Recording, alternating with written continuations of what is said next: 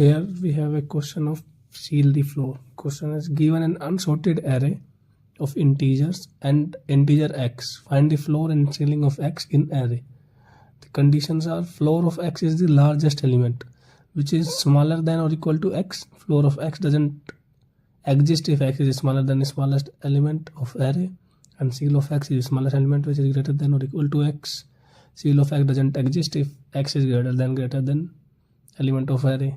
Return an array of integer denoting the floor or seal, otherwise return -1, the floor and seal not present. Okay, so here we have the solution, how we can solve it. तो हिंदी भाषा में बताते हैं आपको.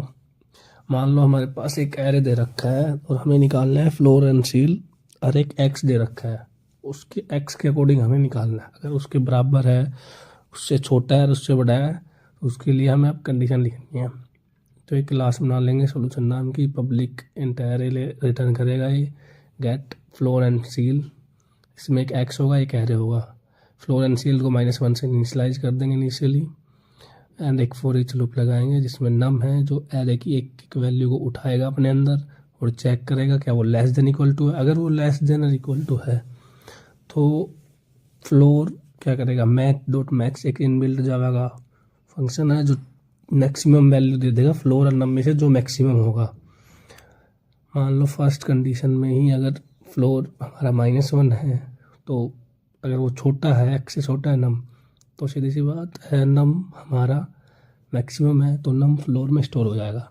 अब next condition में अगर आगे से ये चलेगा, and if num is greater than हमें यहाँ पे टर्नरी ऑपरेटर यूज़ किया है. अगर सील इक्वल टू -1, अगर वो -1 के इक्वल तो डायरेक्टली नम ही पेस्ट कर दो फर्स्ट कंडीशन में अगर हमारे पास कोई भी बड़ा एलिमेंट मिल रहा है तो.